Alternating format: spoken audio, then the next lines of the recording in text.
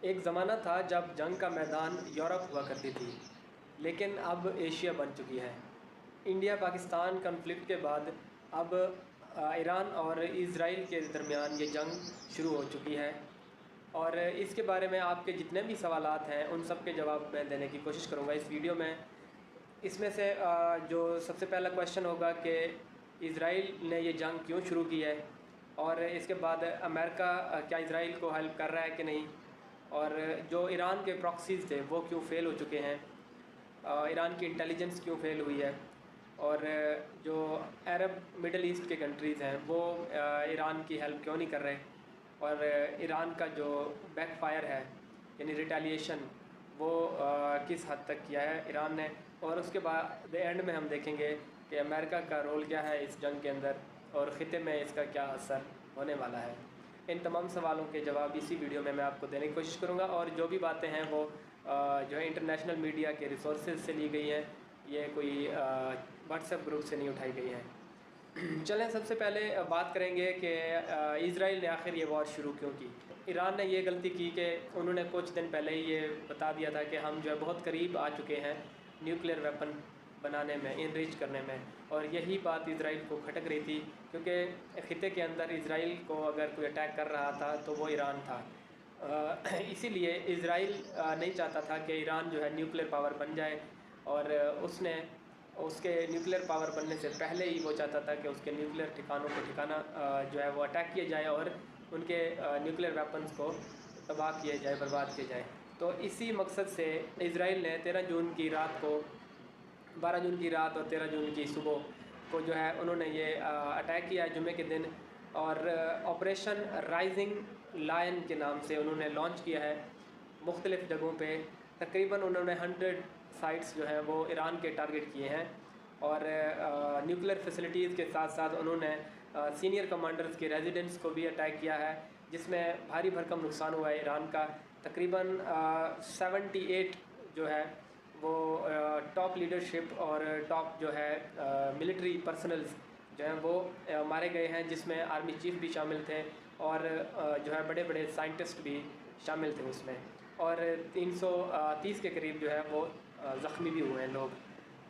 अब दूसरा जो हमारा सवाल था वो ये था कि क्या अमेरिका जो है इज़राइल की हेल्प कर रहा है कि नहीं। देखिए, वैसे तो ज़ाहरी तौर पर अमेरिका ने ऐलान किया था कि हमारा इस जंग से कोई ताल्लुक़ नहीं था, लेकिन सबको पता है कि जो इज़राइल है वो किसके दम पे इतना इतराता है।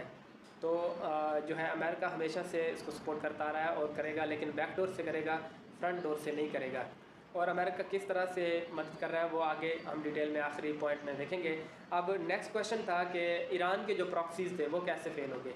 देखें, जो मिलिटेंट ग्रुप्स थी जैसे हिजबुल्लाह है लिबनान के अंदर, हूथी है यमन के अंदर, और हमास जो है वो पैलेस्टाइन के अंदर। हमास तो पहले भी लड़ रही थी, अब भी लड़ रही है, लेकिन जो यमन के अंदर हूथीज़ थे उन्होंने जो है हिस्सा नहीं लिया इस वॉर में, और उस तरह जो है पार्टिसिपेट नहीं किया। हिजबुल्लाह ने भी, या जो यमन के अंदर है, लेबनान के अंदर, उन्होंने भी इस तरह पार्टिसिपेट नहीं किया जितना ईरान एक्सपेक्ट कर रहा था। अब इसके पीछे क्या रीज़न है, क्या मजबूरी है, कौन उनको फोर्स कर रहा है ना लड़ने के लिए, ये तो पता चल ही जाएगा बहुत जल्दी।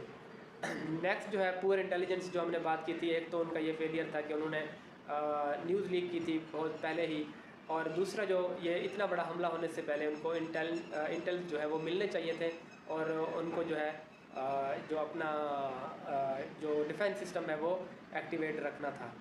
और दूसरा अगला क्वेश्चन हमारा था कि अरब्स जो हैं मिडल ईस्ट के वो ईरान का साथ क्यों नहीं दे रहे। देखिए, हमें सबको पता है कि एक मुस्लिम्स में जो सेक्टेरियनिज़म है, शिया सुन्नी वाला, ये एलिमेंट हमेशा से पाया जाता है। जैसे इज़राइल नहीं चाहता कि ईरान जो है न्यूक्लियर पावर बन जाए, इसी तरह मिडल ईस्ट के जो कंट्रीज़ हैं वो भी नहीं चाहते कि जो ईरान जो है वो सुपर पावर बन जाए या फिर जो न्यूक्लियर पावर बन जाए, क्योंकि अगर ईरान इस तरह हो गया तो हो सकता है कि आने वाले दिनों में अरब जी के जो लोग हैं वो अपना पावर खो दें, और उनको ख़तरा है कहीं ईरान फिर उन पर अटैक करके जो है उनके मिडल ईस्ट को कब्ज़ा ना कर लें।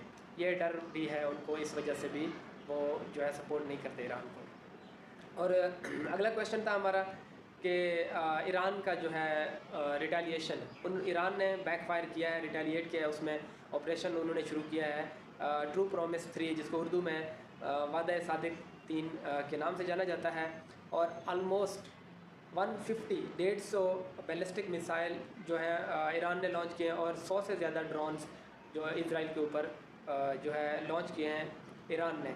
और उसके बाद जो इसराइल का डिफेंस सिस्टम है, आयरन डोम सिस्टम, जो डिटेक्ट करती है, वो भी तकरीबन फेल हुआ है, और काफ़ी सारे मिसाइल जो है वो हिट कर गए हैं इसराइल के शहरों में, जिसमें टेल अवाइव है और जेरूसलम, इन दोनों सिटीज़ पे कुछ जो है लोग मरे भी हैं और ज़ख्मी भी हुए हैं, और जो है डैमेज भी बहुत ज़्यादा हुआ है। आगे जिस तरह जो है न्यूज़ आगे बढ़ती जाएगी, यानी जंग जैसे प्रोसीड करेगा, तो और पता चलेगा कि क्या होने वाला है आगे। अब हम बात करेंगे अमेरिका का, जैसे मैंने शुरू में कहा था कि इस पे बात हम करेंगे। देखिए, अमेरिका जो है ईरान को हमेशा काउंटर करता है इसराइल की मदद से। पहले भी इसराइल के मदद से उन्होंने ईरान के बहुत सारे कमांडोज, टॉप लीडर्स को जो है मरवाया था। अब मिडल ईस्ट के अंदर उन्होंने क्या किया है, अपनी बेसेस बनाई हुई हैं, जैसे सऊदीया के अंदर, कुवैत के अंदर, बहरीन, बगदाद, इन यहाँ पे अमेरिका के एयर बेसेस हैं, जो इसीलिए रखे हुए हैं कि कोई इस तरह की सूरत हाल बनती है तो उनको एक्टिवेट वो कर लेगा। तो वो भी रेडी हैं एक्टिवेट होने के लिए। लेकिन ईरान ने साफ कह दिया कि अगर अमेरिका इन्वॉल्व हुआ इनकी बेसिस से, अगर कोई अटैक हुआ हम पे, तो हम भी नहीं चुप बैठेंगे और हम रिटेलिएट करेंगे। और हमेशा से अमेरिका का जो है ना यही चलता रहा है कि वो सामने से आके नहीं लड़ता नहीं है, बल्कि प्रॉक्सीज़ की मदद से लड़ता है, यानी कि किसी और को आगे करके लड़ता है। जैसे अगर रशिया को उसने काउंटर करना हो, उससे सबक सिखाना हो, तो यूक्रेन को आगे कर देता है।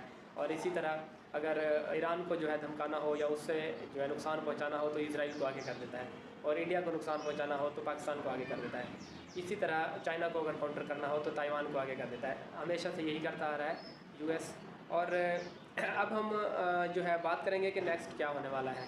देखिए, मिडल ईस्ट के अंदर जो ये वॉर है प्रोलॉन्ग हो सकती है, एस्केलेशन और बढ़ सकता है अगर सिचुएशन इस तरह रही तो।